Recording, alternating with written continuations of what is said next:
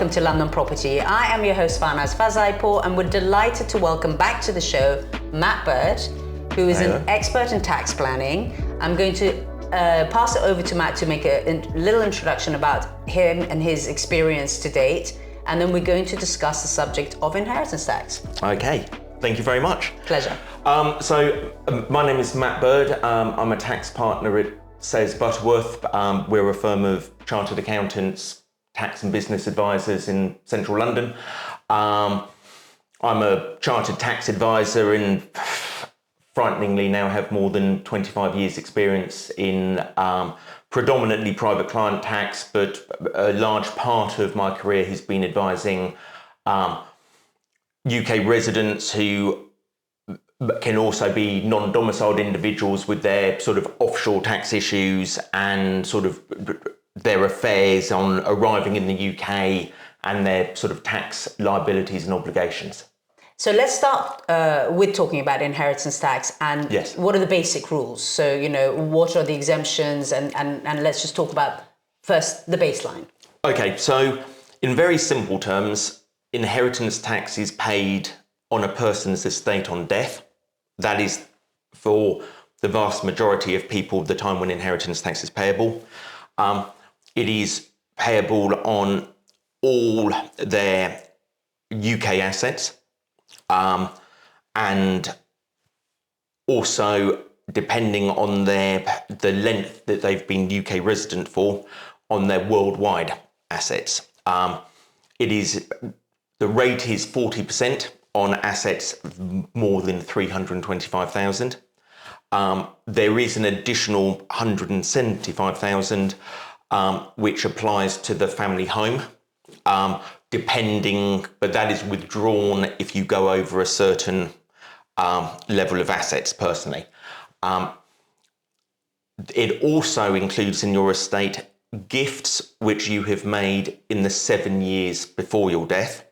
So people may be familiar with the idea of the 7-year rule about making gifts sooner rather than later to ensure that they're not part of their estate. And it can also include gifts that an individual has made where they've retained a benefit or an interest in some way. Typically, I as an advisor and other advisors will be asked about, can I give away the family home to my children but still live in it? And the simple answer is, unless you will be paying market rent, you can, but it will be you'll still be paying inheritance tax on it because it will be included in your estate. So it does apply to all UK assets, and from sort of changes a few years ago, it also applies to residential property, however held. So indirect holdings in, say, a non-UK company that derives most of its value from UK residential property, the value of those shares would be part of your estate. So this change has caught, going back probably since the 1980s, possibly before, the advice has always been to buy residential property in a non-UK company, because you looked at the company shares which were non-UK rather than the property it owned, which would be UK. So that was a way of avoiding UK tax.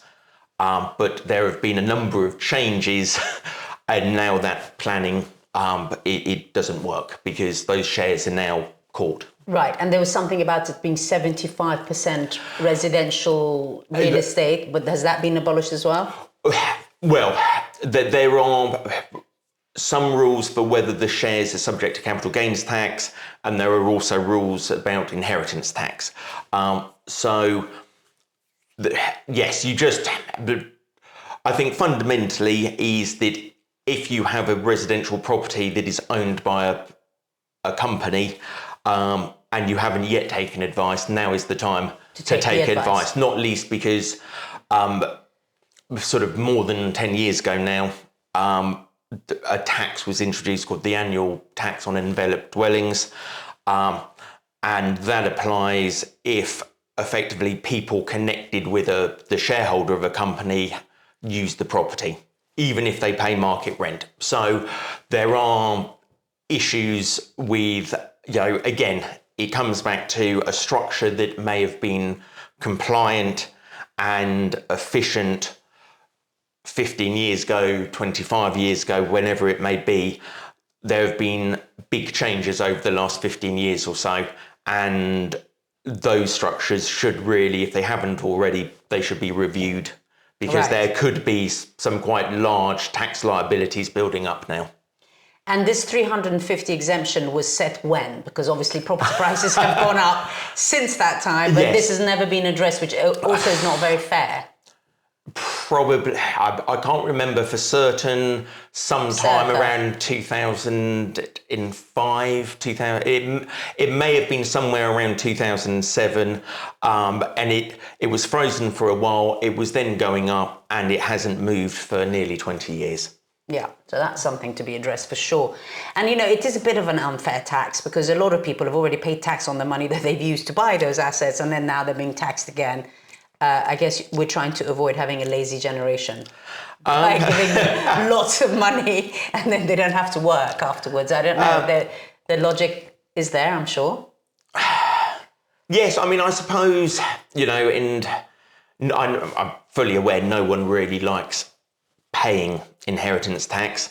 You can console yourself with the fact that for most people, inheritance tax is not painful. They're not here. Well, yes, it's payable by your executors, not by you. Yeah. I mean, it is also, inheritance tax also applies to trusts.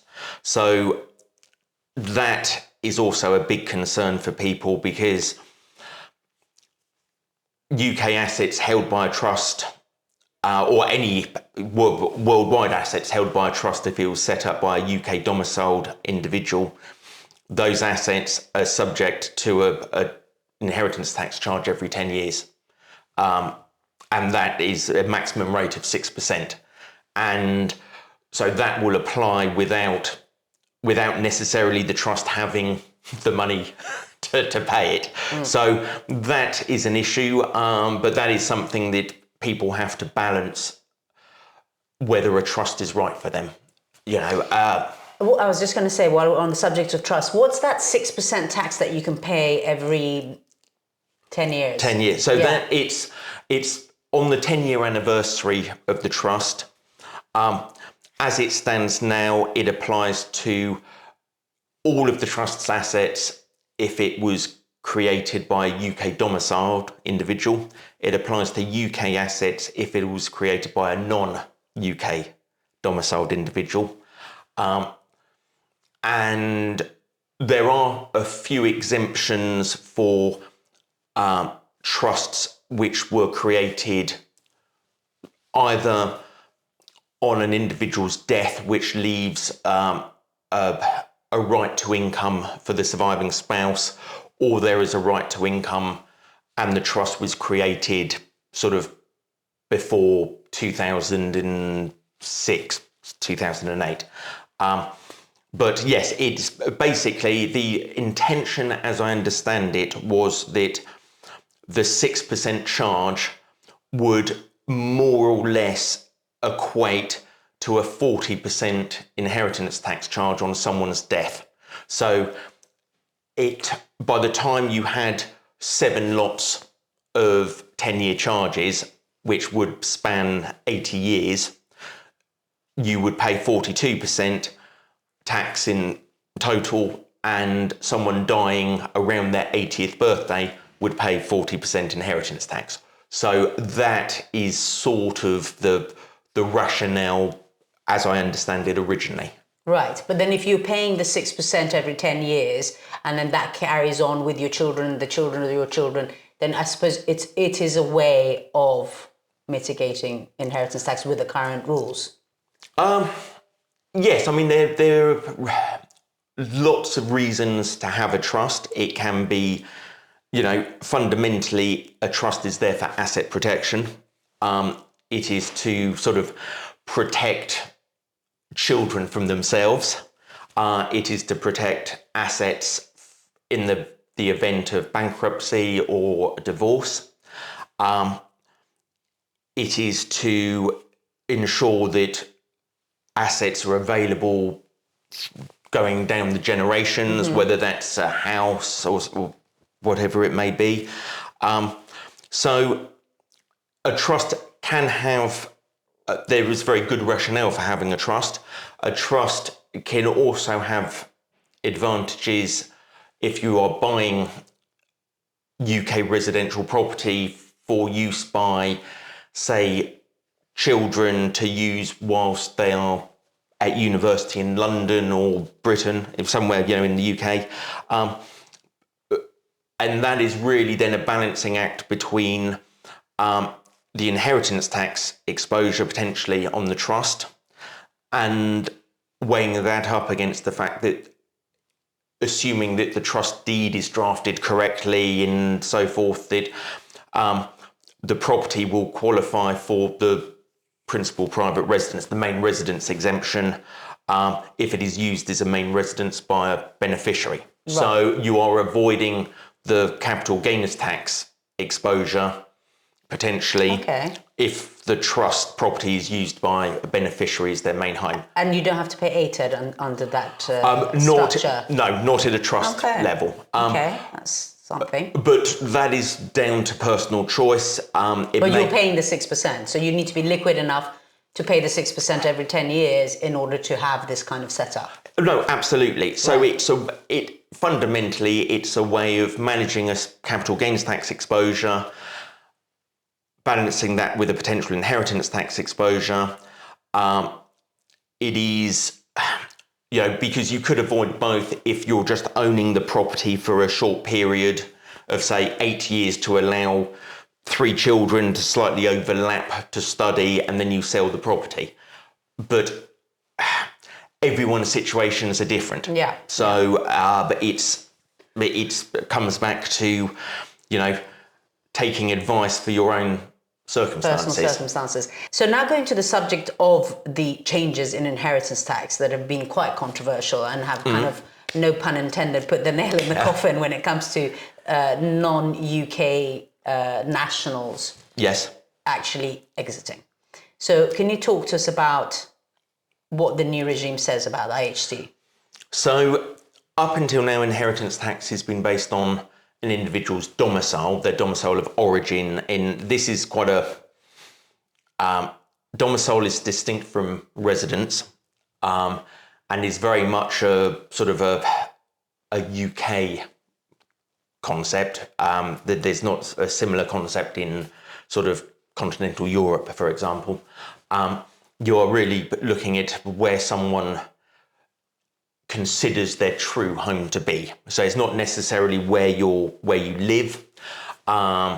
It's typically you take on your domicile of origin is taken from your father's domicile when you are born.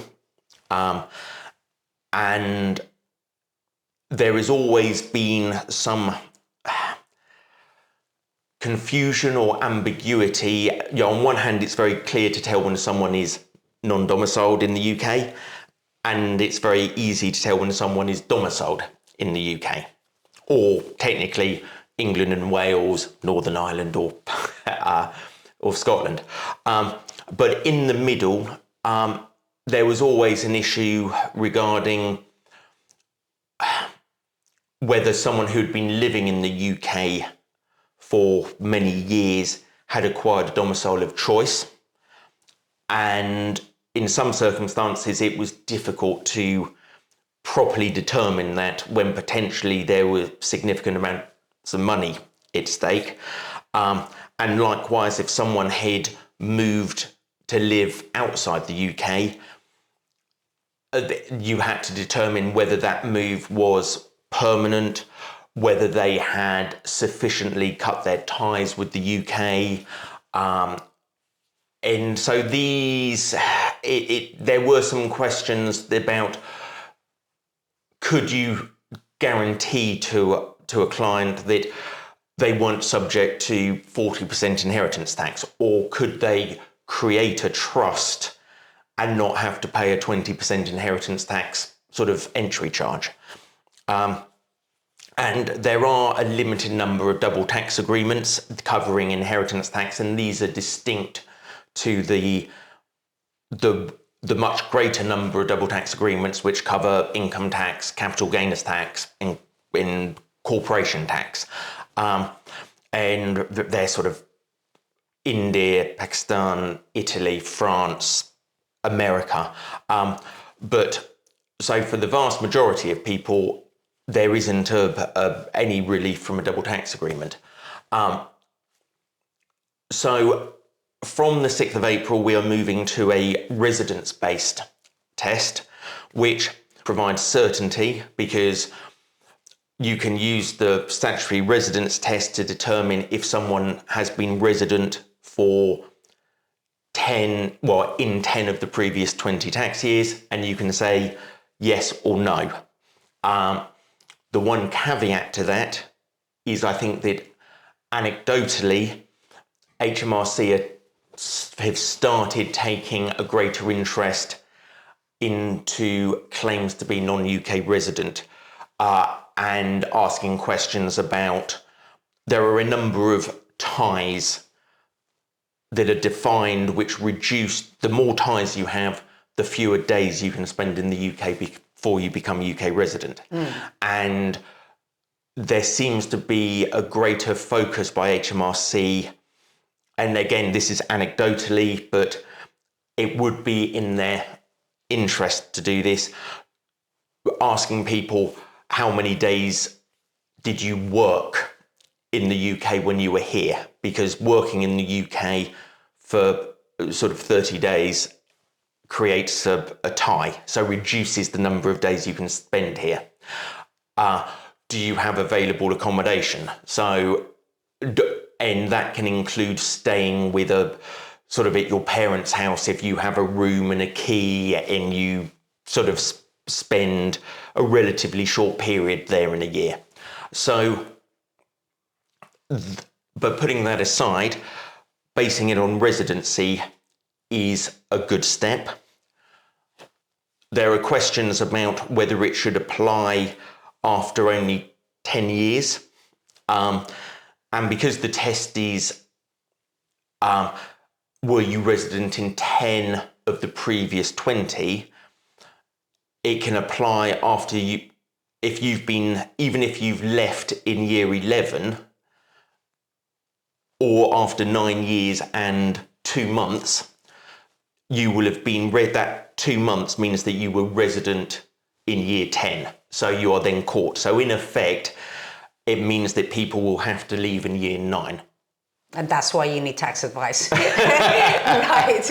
Okay, so basically one of the things that I heard is that if you were resident for 10 years, then you'd have to be outside for a full other 10 years in order not to have to pay inheritance tax under the UK regime. Yes, there's a sliding scale that was introduced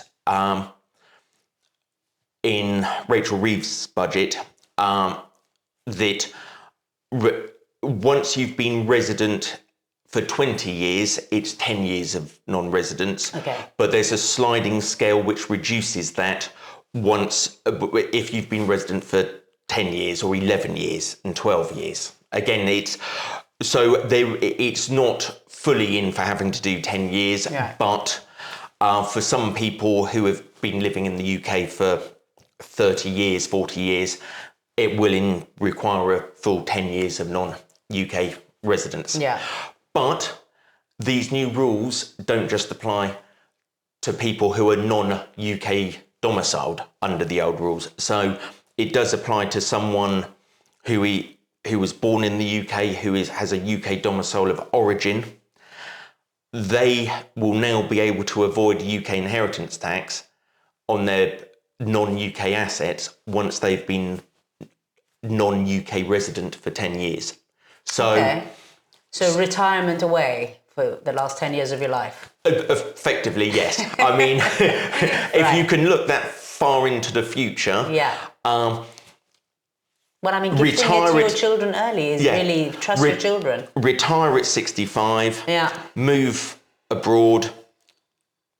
Do 10 years. Return to the UK at 77. Your worldwide assets are then outside of UK inheritance tax.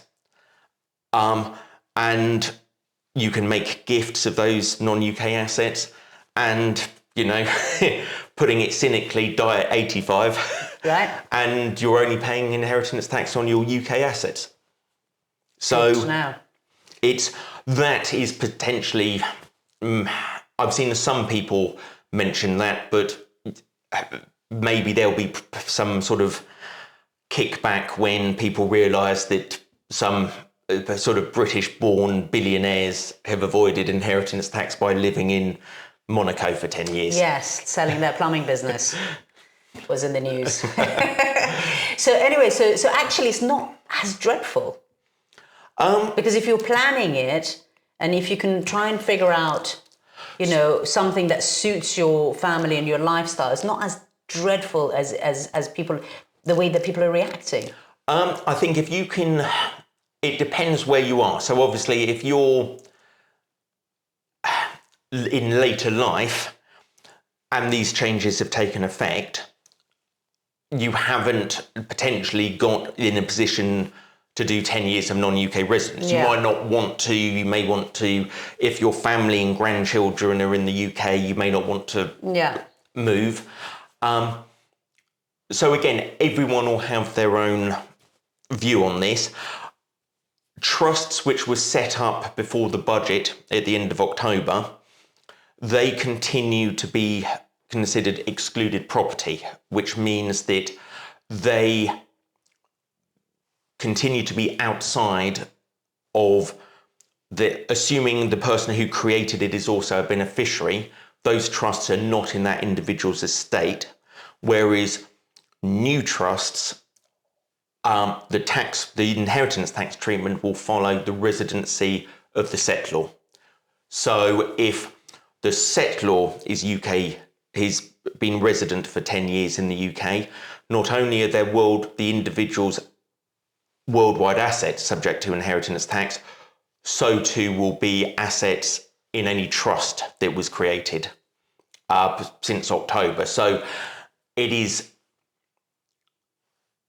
made the decision whether to set up a trust is a far more complicated, nuanced decision to make. But then my view on inheritance tax to a degree is that it's one, the individual doesn't pay it, so they are trying to protect their family, which I'm not saying is wrong, but you are also taking potentially very decisive steps to avoid a tax that may not be payable for 20, 30 years.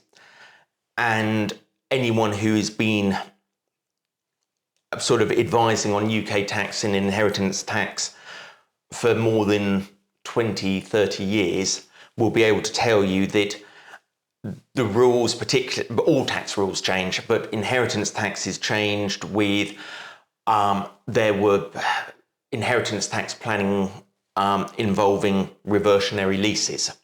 The rules were changed to affect that. There were inheritance tax planning rules with it was called the home loan trust or double trust structure, whereby you would sell your main residence to a trust in exchange for an IOU and then sort of make a gift of that IOU to reduce the value of your estate. Firstly, and there was a flurry of these put in place to be put in place before stamp duty land tax was introduced, because under stamp duty you could rest on contract. So you could sell the property but avoid having to pay stamp duty. But shortly after I think it was from memory within days of stamp duty land tax being introduced, the pre-owned asset tax was introduced, which meant that if you could use an asset that you previously owned but had sold, you were charged on a tax charge based on the benefit you were receiving.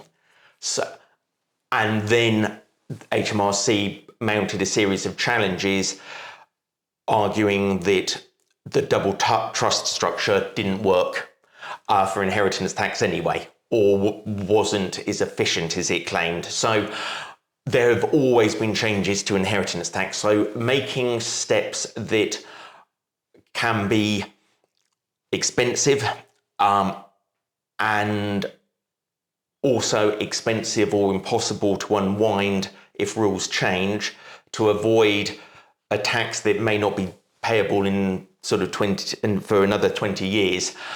I think people have to be very careful and go in with their eyes open. Because for some people, rather than going into complicated structures, you can take out life assurance. Exactly. I actually interviewed someone on that subject. Yeah. And the starting point as well is also the two main things is one, to make sure your will is written tax efficiently, because gifts between spouses are exempt from inheritance tax in most cases, and put in place life assurance, so you know that even though inheritance tax is payable, the insurance is going to pay it. And stop smoking and do your exercises and eat well, so that premium is minimised. Yeah. Yes. So there is. So I think that is the important thing to note, that no one likes paying inheritance tax, and I fully understand the aversion if you feel that you are in the UK but you have assets around the world that in your eyes have no connection to the UK, that suddenly they will be subject to 40% inheritance tax. I get that completely. But for people who start trying to plan with sort of UK assets, sometimes just keeping things simple is the best option. Excellent. And you mentioned some countries that there's treaties with, so I'm assuming in those countries it's the inheritance tax of the other country that applies to those people. Yes, and the treaties which are typically most sort of have the biggest headlines are countries which don't actually have inheritance tax. So there is a double tax agreement between the UK and India, and as things stand, India doesn't have inheritance tax. So they win. So, when it comes to a person who's exposed to both countries. If the taxing rights are awarded to India, then India has the taxing rights on non-UK assets. So inheritance tax will always apply to the UK assets. And one last question, and then I will say thank you. Does religion come into it? Because obviously you've got Sharia law when it comes to, or not really, it goes the same way. That just applies. Inheritance tax just applies to who assets on death. There are some exemptions if they're left to a spouse. There are exemptions if they're left to charity. But as far as I'm aware, it's payable regardless. Brilliant. Well, I think if that doesn't convince you that you need tax advice, then you've definitely been listening to the wrong podcast. Thank you very much. Thank you. This was really, really informative. And if you have got questions, and if you are being frightened by the current changes in IHT and wondering what to do, then do please get in touch with us, and we'll make sure to put you in touch with our specialists who can guide you through navigate this complex issue. Thank you. Thank you.